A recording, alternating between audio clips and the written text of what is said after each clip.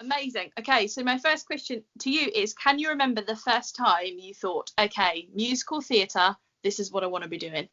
I mean, look, there wasn't I wish there was an epic moment that I could tell you about, but there actually wasn't. It was a kind of slow creep of kind of doing it more and more over the course of like not very long actually, probably like 2 or 3 years. Okay. I got into I didn't really start doing this until I was about 15 as a hobby, as a kid. Some people get into it at 5, they start dancing at 3, don't they? All that kind of thing. I got into it a lot later.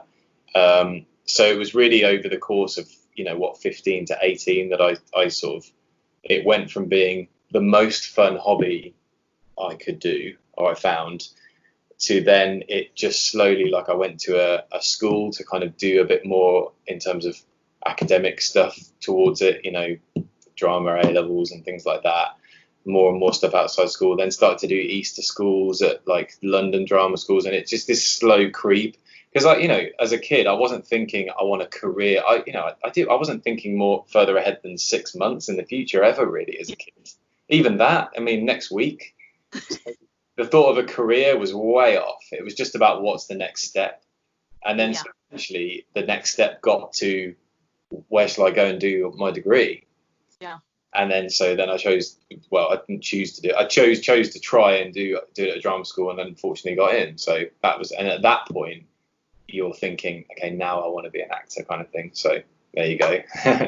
So it's kind of like a much later discovery, like you say. A lot of people go into it, they love to sing and dance and perform when they were little, but you just didn't have any of that. Not particularly. I mean, I do you know what? I played Oliver in Oliver at about 10 years old or 11 years old at primary school, but then it just kind of fell off the radar because I ended up going to like a really, really strict kind of all boys grammar. They didn't do any of that. It was just purely academic up until I was about 16.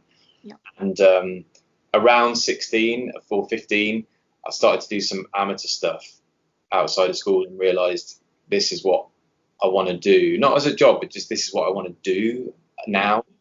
So it was kind of, maybe if I hadn't have gone to that grammar school, it might have kicked in a lot earlier. Sure. It may well have kicked in a lot earlier, but there was no room for doing any of that at grammar school. Forget it. No fun. Just sit down and do your work.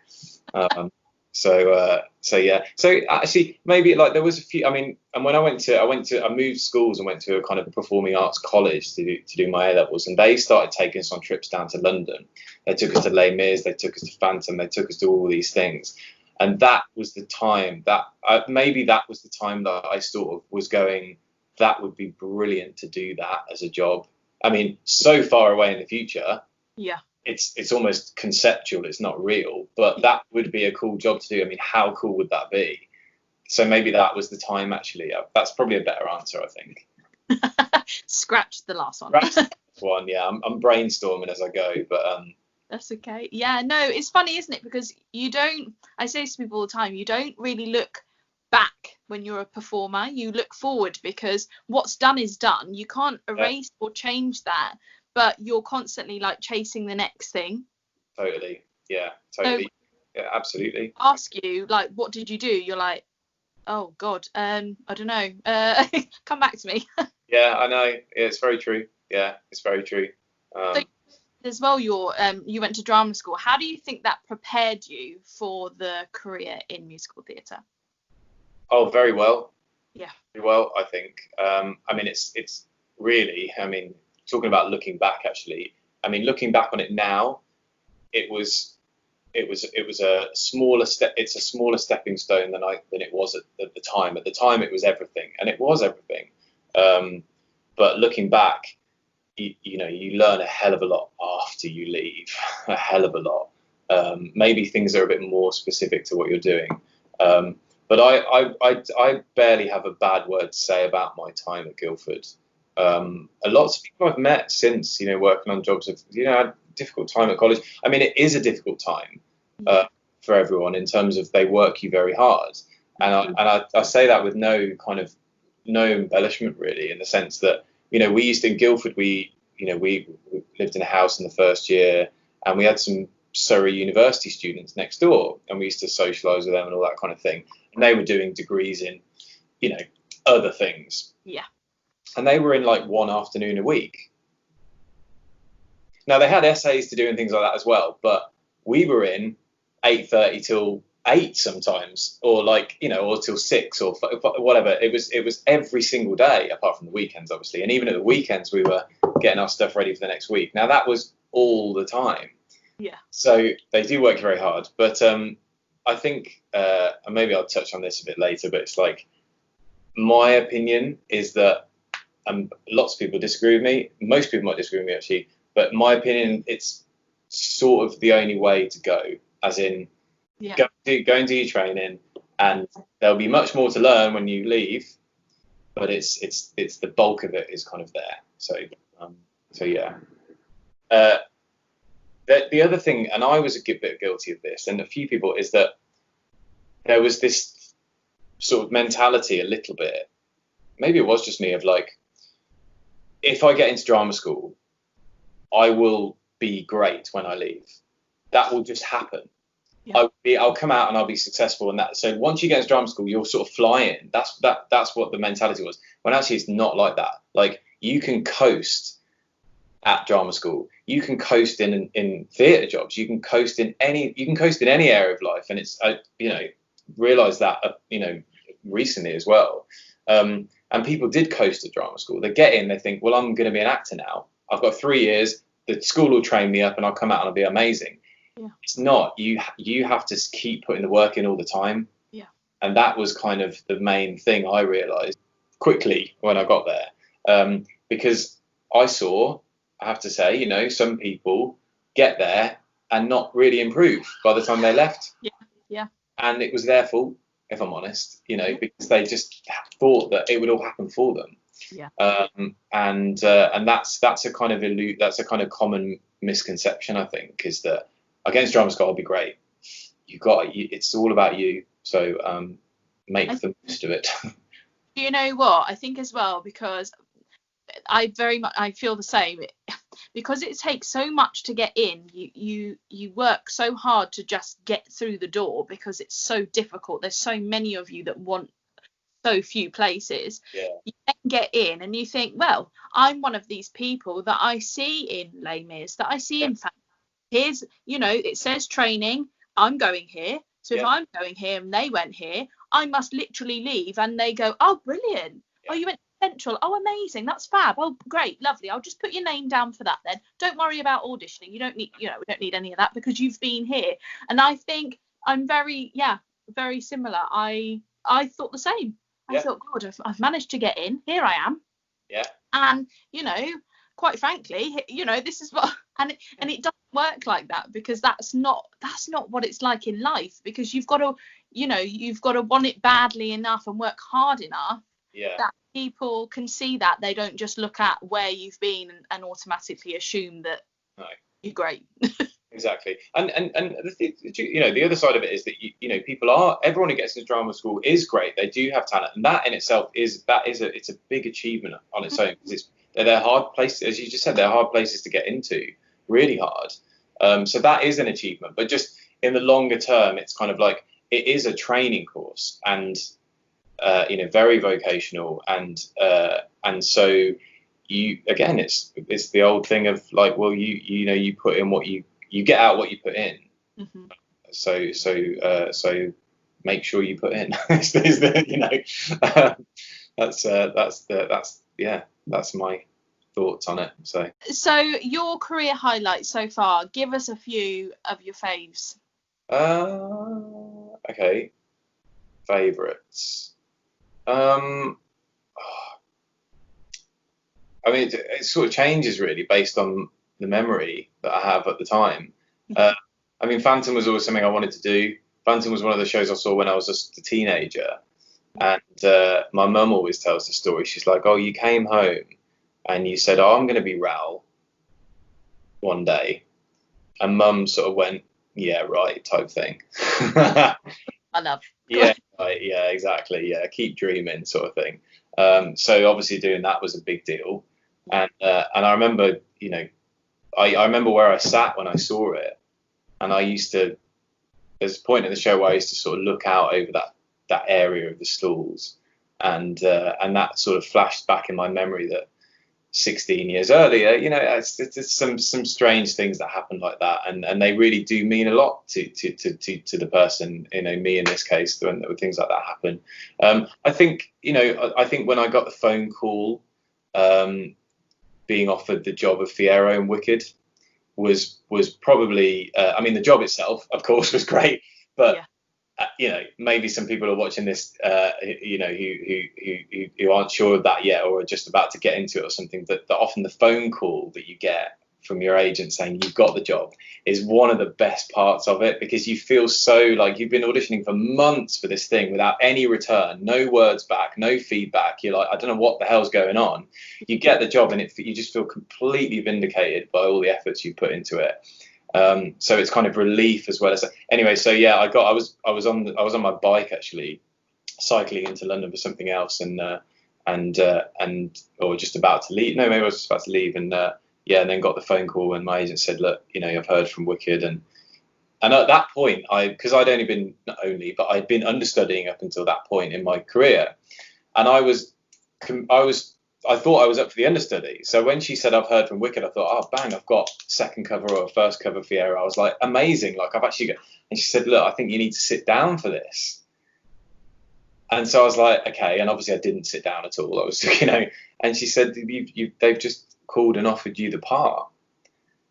And I was like, and I just, and that's obviously stayed with me, that phone call. It was just so special, and it took, and that was a dream of mine to play a principal in London for, since the beginning, since I started. So that was a real special moment, really. Definitely a highlight.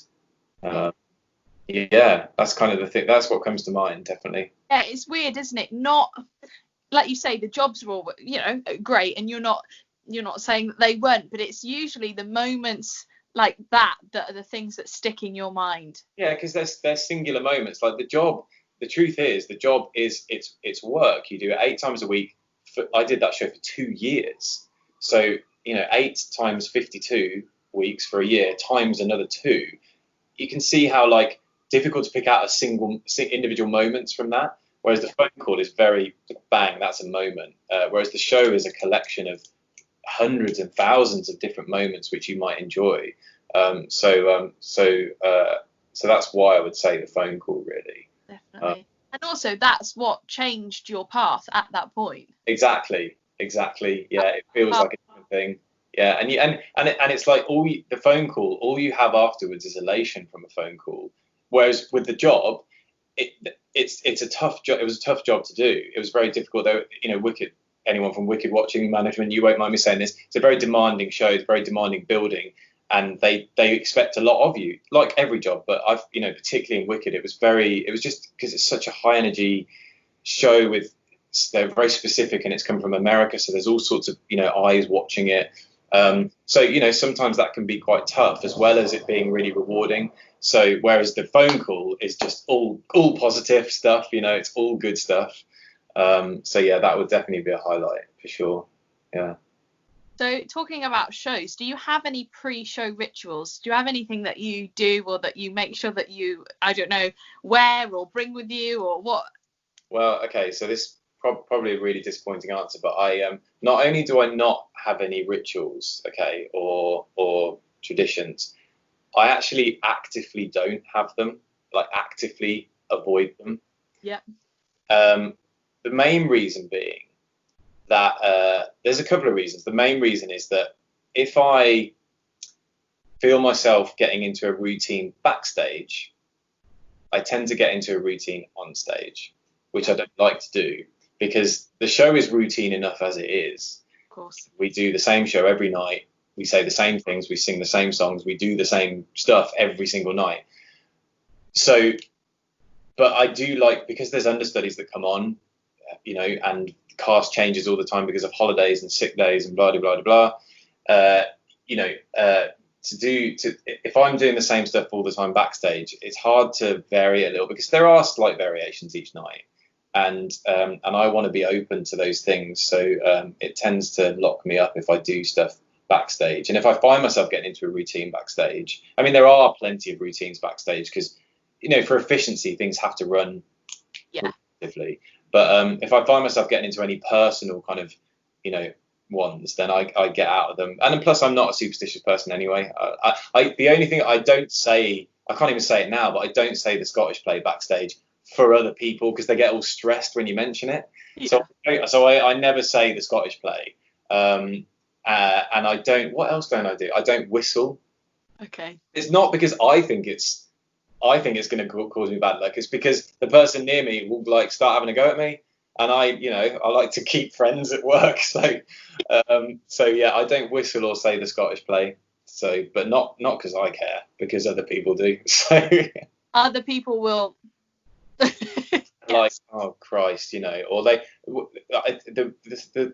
whistling one was like, it might be common for people, might know this. I didn't know this, but like I found out in a panto that I was doing, if you whistle, you've got like something like you've got to go out the dressing room, turn around 3 times and spit on the floor or something like that. So I think I'm probably misremembering it, but it's something like that to like reverse the whistling. And I was like, this is ridiculous. Like I can't, that's how superstitious some people get. Yeah. So yeah, no, I don't have anything like that. I think with rituals, my big problem is I went through a stage when I was younger, like kind of like my late teens, early 20s, where I got a bit obsessive about things, and my problem then is, I had to break it because I thought, if for whatever reason I can't do this, how am I going to be like, exactly. So yeah. I can't either, because otherwise it just gets in your head and it makes you forget about the whole reason why you're there. Yeah, it locks you down. This is the thing. Like, you want to be able to be free to kind of, react and do whatever. Whereas if you've got to do all these little things like get things in place and put this here and stuff, it's like you've missed the scene, mate. So, it's like, Jeremy Taylor to the stage type of thing, You're on. Exactly. I mean, it's, that's basically it. So yeah, no rituals for me. Thank you. So lots of shows warrant you to use like special skills, so roller skating or juggling, acrobatics. Has there ever been a time where you've been asked to do something crazy, or, as I say, extra for a job or a role, or you've had to learn something, or you've been like, do you know what, this is my time to shine, I can show off this skill that I have? No, disappointingly, no. I mean, like, do you know what, I can't, like, we had a circus skills class at college, right? I mean, how cool does that sound? I'm doing a degree and part of it's in circus skills. And the guy who came in, because the head of dance at Guildford, Phillida, fantastic woman, and she's like the original white cat in Cats. Like, she's just epic, right? And her husband, Jimmy Johnston, is like, he's big and in theatre world and all the rest of it. And he's just wild, got so much energy. And he came in to teach us circus skills because he'd done shows like Barnum and it's just Barnum, isn't it, for circus shows? But like he'd done a load of like, tricks and stuff like that on other shows, Oklahoma, things like that. So he came in to teach it, and it was just the most incredible class. And I learned to juggle. Clubs. We did stilt walking, unicycle. We did all these skills. So I'm like dying to put those into something. Like, they're still on my CV. I think, to be honest, I took them off my CV because like it'd been 10 years and no one had ever asked me to juggle, and I was like, come on, the skills are there to be, yeah, I was kind of like, it'd be lovely to use them at some point, but I never have, and I think, and it's certainly not a complaint. Oh my goodness, it really isn't a complaint. But a lot of the roles that I've done have been romantic leads. That's what I do, and I love it. However, they don't often require a lot of those kind of crazy special skills. They just require the basic ones that you try and do as well as you can. So no, I mean, God, what have I done? I mean, nothing really that. I mean, I'm just running through the shows in my head now, and I've never had to do anything. No, not literally. I have no answer for you on that at all. Nothing. But it's funny you say that, because like when I first went into London, a friend of mine was doing Zorro at the Garrick. Yeah. It was there for like 6 months. I did see it. I can't remember whether it was any good or not. I really can't remember. But a friend of mine from Guildford was doing it. It was ensemble cover type stuff. And she and we met up for a drink, and I said, "Oh, how's Zora?" And she said, "So it's really strange in the sense that they've got, people like me who, train in musical theatre, and this is what we're doing. But because it's Zorro, there's a lot of sort of specialist Spanish flamenco-y dancers. So it's not like they've trained us up to do it. They just bring in flamenco dancers to do it, like or people who are highly skilled in that thing. So it's almost like, I imagine, if they want something done, they'll sort of go to a specialist of that, as opposed to, I think that's right. Do it, yeah. Do you know what I mean? So like, okay, I might be able to juggle, but there'll be some epic, people from, I mean, not Cirque du Soleil, because that's a whole other thing, but it's like people of that ilk. They might bring them in to do that stuff, as opposed to get me to do it, who can do it, but maybe not amazingly well. It depends on the show, obviously, and the budget and all that kind of thing. Sometimes they take actors, use all the skills they can. Another time they might, with the money, be able to bring in. So I just never really. They don't want any of my special skills, to be honest, Jen. Oh, Jeremy, that sucks. So you're just like, well, great. it is. Yeah, I'll just sing a little bit then, So, Oh, brilliant. yeah. Fine though. I guess for me, I don't know, like maybe it's a good thing that they don't want your extra skills, because you might get a little bit more stressed. Maybe. Yeah, I mean, If you have to juggle on stage as well as everything else. whilst you're singing a romantic duet, if I've got to go like this on the side and like on a unicycle whilst I'm What do you mean I'm trying to seduce her? But I'm exactly throwing knives, I was just like, come on. Oh, God, Yeah. can you imagine? Oh, Jesus. wow. Yeah. So anything could happen after lockdown. I reckon they're just gonna go big or go home. well, they've got to get people back in the theatres, haven't they? So they might have to just turn up the crazy factor. Yeah. I mean, the fact that your romantic lead may well kill someone with the knife throwing. Yeah. Might end up in casualty because he's swallowed his the fire. Yeah. I mean, there's risk. Yeah. Stranger things have happened. You're so right, like that. Yeah. So yeah, don't expect any special skills if you ever see me in anything. Basically, is the bottom line there. Just this, good old fashioned whatever, in a show. It's all good. It's all good. Yeah. So, have you got a favourite performance venue, somewhere that you've loved performing? Oh, I mean, they really have all been great, actually. I've got to say the Palladium though. Okay. It was the first theatre I worked in. I mean, I was just yeah, I know, crazy. I still can't believe it to this day. Certain lucky things happen to you, and that was God lucky, Jesus. Yeah, no, the Palladium was incredible. Like it's big, it's wide, it's close. All the seating's close to you. It's red. God, it's so red. And when there's no one in there, it's just like, wow. And there's the royal boxes, and the stage is so wide. It was from my memory.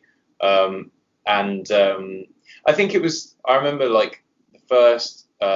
So the first show I did, right, was Sound of Music, and it was on at the Palladium at the time, and I'd just come straight from college, right, where the third year shows that you do are, you do quite a few of them. You might do 5, I think, or 6 or something, and you're being assessed, okay, because it's your third year and it's a degree, so you're literally getting marked on your shows. People aren't just turning up to enjoy them; they're literally going, well, what grade are we going to give him? And you're aware of that the whole time, really.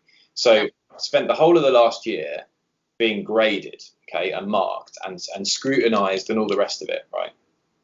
And so I turn up, in the show, do our 4 weeks rehearsal. We're in the first week, and I was an understudy at that time to Rolf, the telegram boy. He becomes a Nazi and all that kind of thing. And the guy who was playing it, Nadeem, really a good friend of mine, I took over from him at Phantom recently, but he was playing the part. Yeah. And he said to me in rehearsals, he said, look, can I have that first Saturday off? Because, would you be prepared to go on for Rolf on the first Saturday? So like 5 days in. And I said, yeah, sure. I mean, Rolf's not a massive part. Okay. Yeah. And so I thought, why not? Okay. And anyway, the day came and I was obviously nervous and all that. But the one thing I remember from going on that day, it was Saturday, so it was two shows I got to do that day. And the matinee was, as soon as I went out for the first scene, which was 16 going on 17, so you come out and you do that, was just, it sounds really cheesy and it's not, this is exactly how it was. It was just this sense of like warmth from the audience. Okay. No one said, it was a quiet audience. Okay. But there was this difference between a theatre full of paid customers who wanted to be entertained for fun. They were looking forward to seeing the show. They were excited about it. There was this and the stark difference between that and being assessed at college was so overwhelming. And it was in the Palladium, obviously. So I went from a 30 seat or 100 seat venue at college to a 2,200 or whatever it was. Yeah. It was just this real sense of warmth. And obviously that continued for the whole show. And I remember I remember sort of not being able to stop smiling after the show had finished, partly because of that, because I was like, wow, if this is what the job is like, I don't want to stop doing this. Yeah. And that was at the Palladium, so that's why that venue will always be special to me. If I said to you, quick fire round now, I'm going to give you some options and you just have to tell me which you would prefer. Okay, this is good because I can natter on as I've been doing, so quick fire does work. It works for me, so. Okay.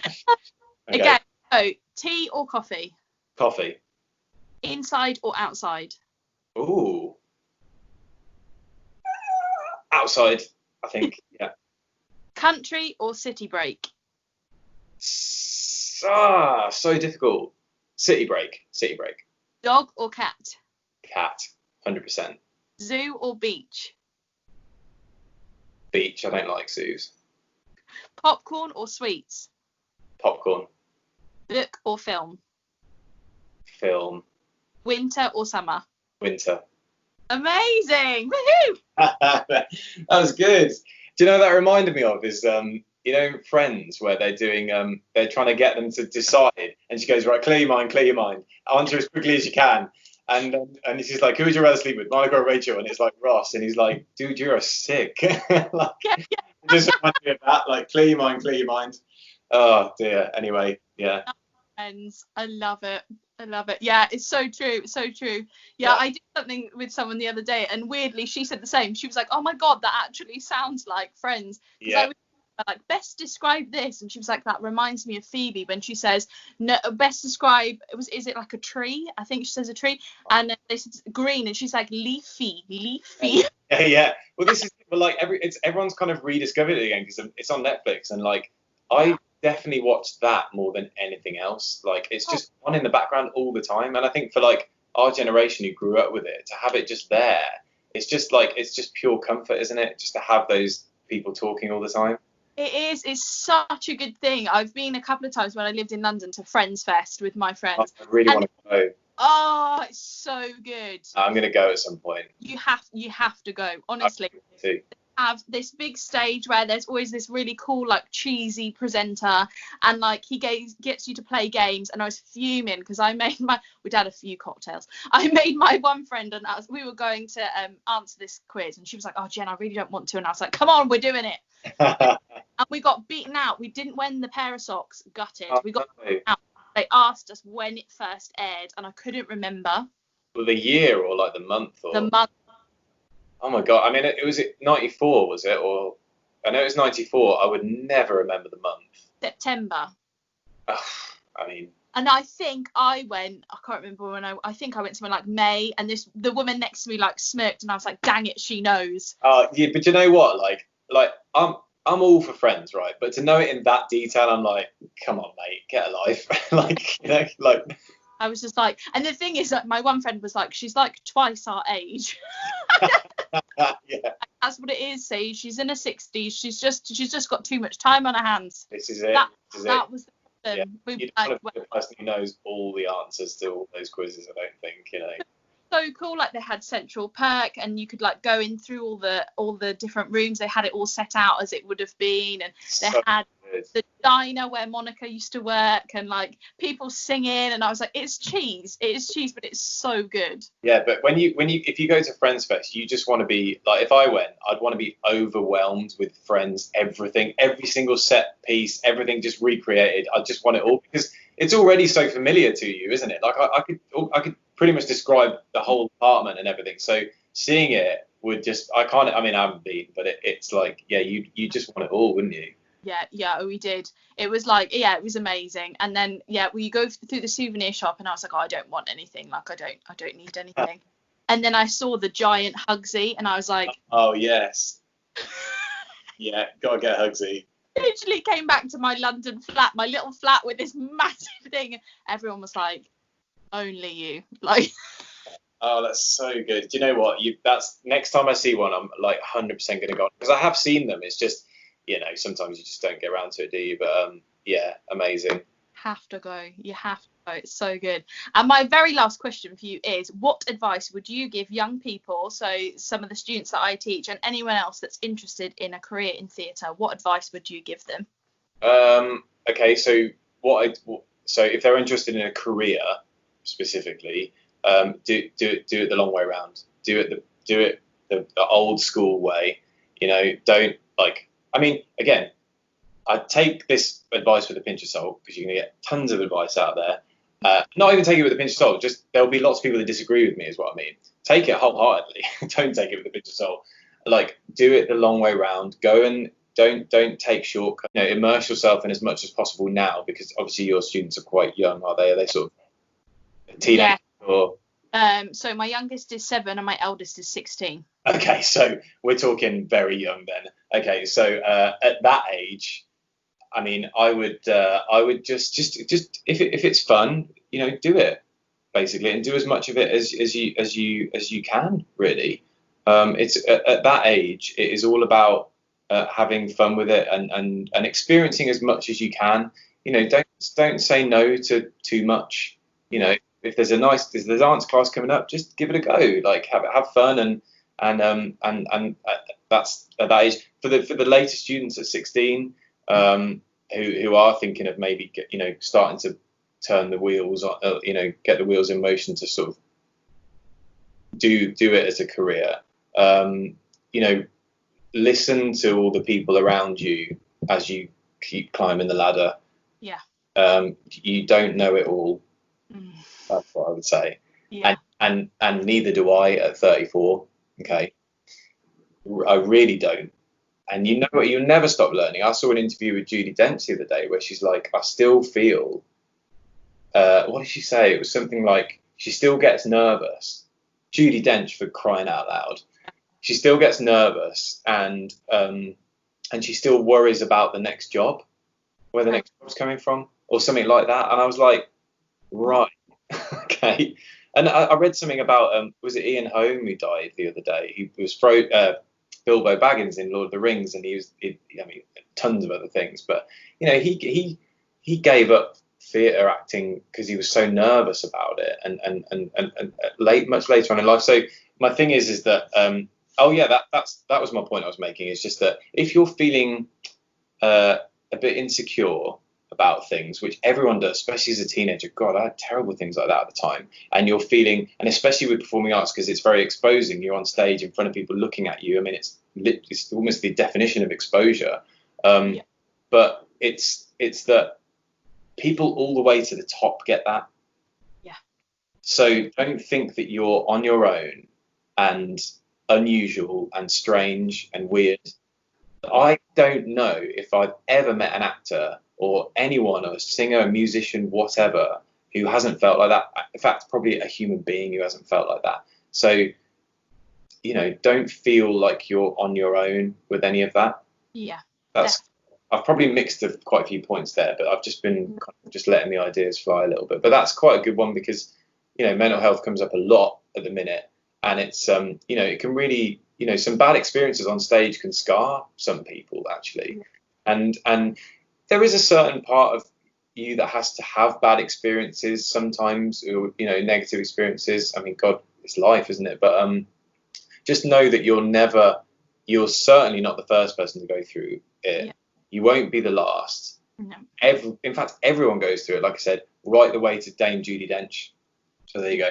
That's, yeah. It's crazy because you look at people like that you kind of have grown up with, that you always put on a pedestal, that you always thought, oh my God, look at these people, they've really made it, you know, and they must now just walk into a job or just get offered a job, or, you know, and they must just think, hey, look at me, check me out. But it's so not true.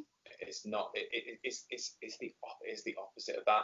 And unfortunately, the you know, without trying to make too grand a point of it, unfortunately, things like social media, and things like that, where people portray the end results, they portray, you know, that no one ever says, I had a terrible time last night. It's always, I had a great time last night. The truth is, there's lots of wheels and cogs turning underneath that are never surfaced. So people get a false picture of you know, life or performance or whatever. Actually, there's huge amounts of anxieties, huge amounts of negativities, huge amounts of this that go on for every person, and just to always remember that when you're going through a difficult time. It's not, the world is not, especially at the moment, it is not what it seems. It's very difficult for everyone to pull the wool over each other's eyes at the moment, online, as we live almost our whole lives online at the minute because of lockdown. But it's very easy for people to just showcase. I do it, you know, I've got Instagram, goodness me, I've got, you know, I don't put up, you know, horrible pictures of myself. You put up good pictures of yourself. That's, you know, because that's just what you do. But trust me, there's some rough photos of me out there, okay? So, in fact, I might put one on at some point just so you can all see. And huge amounts of stress and anxiety that go with jobs and theatre and all that sort of thing. So, anyway, I've been waffling.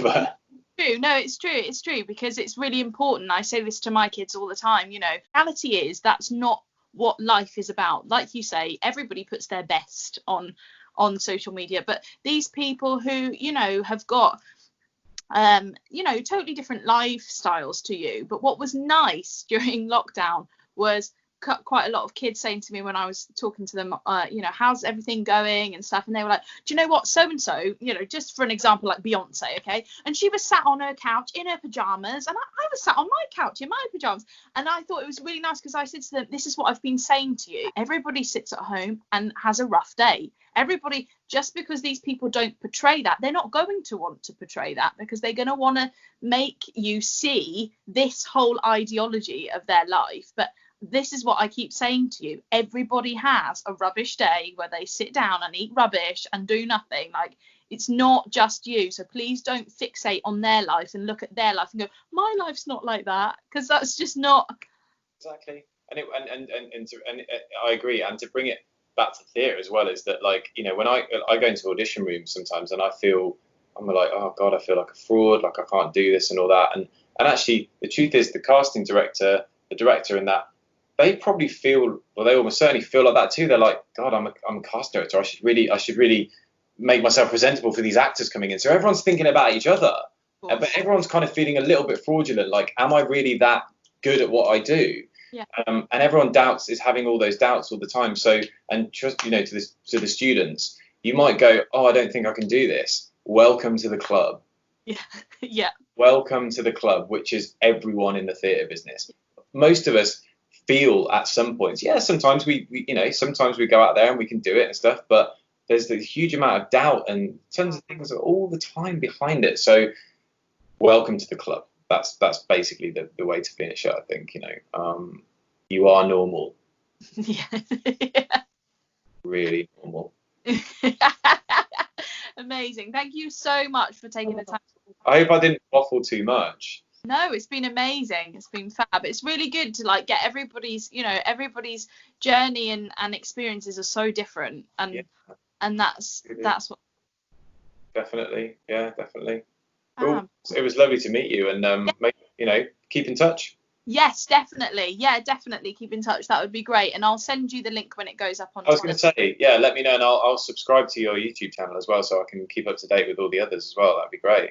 Oh, well, I've had I mean, I say to these people all the time, I've had a great time in lockdown. I haven't all the time, but it's been lovely to speak to different people because, yeah, you know, people that you never even heard of you, and you've not ever met each other. And because it just started off, I just said to a couple of my friends, you know, I've got a friend who's in stunt work and just a couple of friends that are within the industry. I just said, look, will you just come on, have a chat? It'll be nice for my kids that aren't seeing me a couple of times a week, which a lot of these kids were. It'll be nice to have like a little bit of a like a teacher session almost. These people are giving you a bit of advice, they're telling you about what they've done.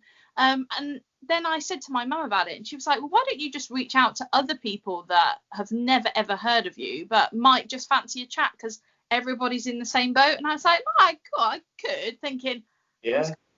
you know, See, you're getting the guilt thing, like what I was saying before. You feel a bit of a fraud. yeah, Oh, because can I do this or not? It's natural. nobody knows who I am. Like, nobody even knows where I, you know, little old Pembrokeshire in West Wales. Nobody knows where I am. No, I said to her, nobody's gonna care. And she was like, see, I think you're wrong. She was like, because I think other people will feel the need to do something, because everyone is like, and particularly at the start of lockdown, you know, everybody was like, oh my God, what do I do now? Yeah. And it was crazy, the amount of people was like flooding in to start with, and I was like, oh my God. Yeah, everyone wants to chat. This is it. Everyone wants to natter about stuff. Absolutely. It's been lovely because I started it oh God, like right at the end of, no, it was the start of April. Yeah. Started, like I say, started chatting to friends first, and then kind of like, yeah, towards the middle of April, and like I've made friends from it, and it's like, that happens, that, you know, Yeah. you don't expect to ever hear from people again, because, you know, yeah, you have a nice chat, but you think, well, people will just get on with their lives now, and that's that. But you make friends from it, and then they go, oh, my friend was actually talking to you the other day, and that's like, oh God, because it's a small world, isn't it? Of course it is. I mean, like, we will 100% bump into each other. You know, like, I know these things. I know. So yeah, no, I've had a lovely chat. I mean, it's been great. It's been nice to talk about acting stuff, work again, because it's fallen off the radar for 6 months pretty much. So for me, and I haven't, you know, there's been no chat about anything. I mean, I keep in touch with what's going on in the news, which is very little. So it's actually been nice to talk about it as if it was still alive and happening now, really.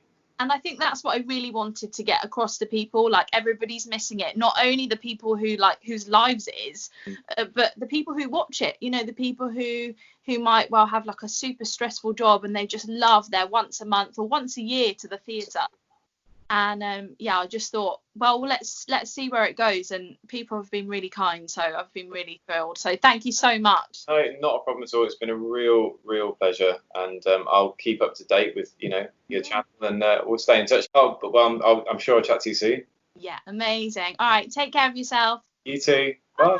Bye. Thank you so much, Jeremy. Such a great chat. So I'm not done there. Lots more great guests still to come. Hope the sun is shining, everyone. Take care of yourselves. Bye-bye.